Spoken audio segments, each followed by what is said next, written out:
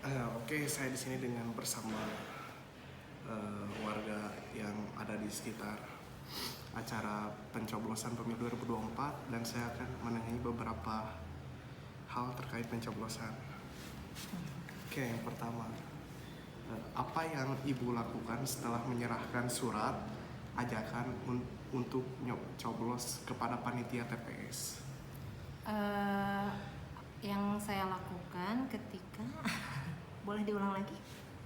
Oh baik, apa yang Ibu lakukan setelah menyerahkan surat ajakan surat ajakan coblos kepada panitia TPS? Oh oke, berarti ini ketika panitia TPS menyebarkan surat ya? Ya, betul. Ya tentu saja saya sebagai warga negara yang baik harus turut serta ya dalam memberikan suara pilihan dengan harapan kita bisa memperoleh presiden yang betul-betul sesuai dengan aspirasi warga masyarakat, kemudian juga termasuk wakil rakyat ya yang ada di DPR RI, DPRD, DPD gitu. Harapannya kita mendapatkan wakil-wakil rakyat yang ada di Senayan itu adalah yang terbaik gitu. Jadi saya pastinya tidak mungkin tidak memilih, saya menyambut baik ketika saya mendapatkan undangan itu.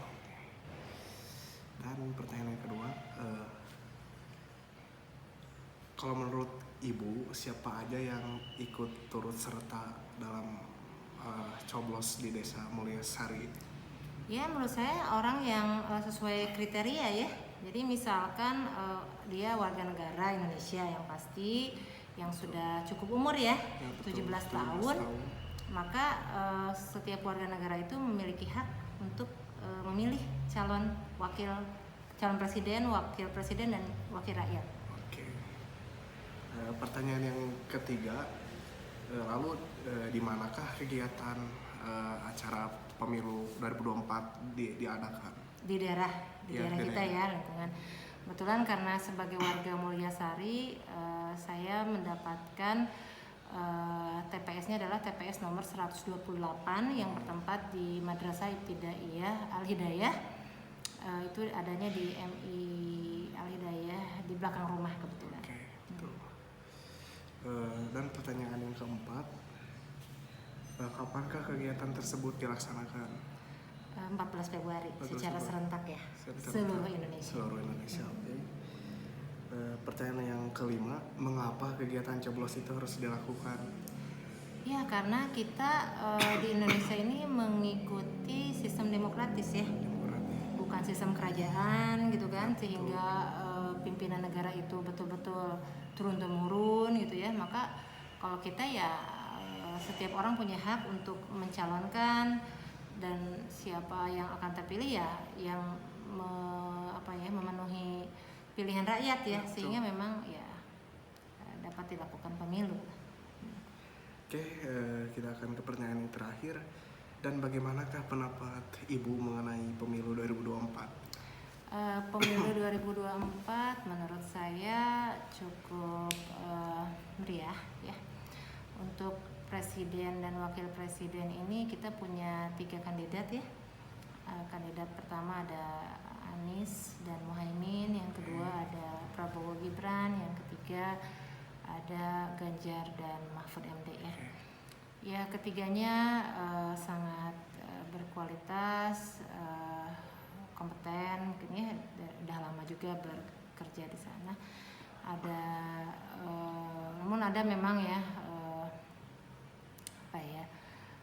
cukup ramainya itu karena ada salah satu paslon gitu ya yang memang dianggap mengikuti sistem dinasti gitu ya, turun temurun gitu.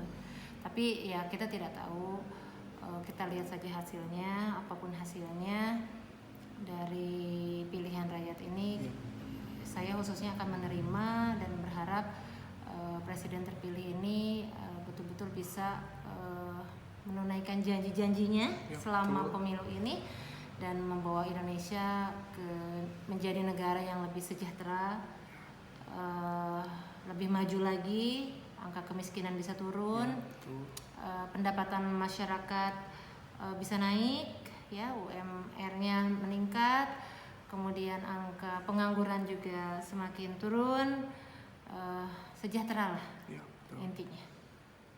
Ya. Baik, saya berterima kasih pada Ibu sudah mau saya wawancarai mengenai acara pemilu pencoblosan 2024 di Kampung Mulyasari. Sama-sama.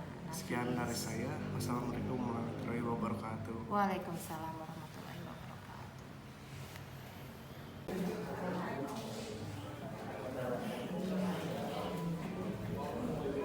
Apa yang Ibu lakukan setelah menyerahkan surat ajakan coblos kepada panitia TPS? Oh, oke. Berarti ini ketika panitia TPS menyebarkan surat ya? Ya, betul. Ya, tentu saja saya sebagai warga negara yang baik harus turut serta ya dalam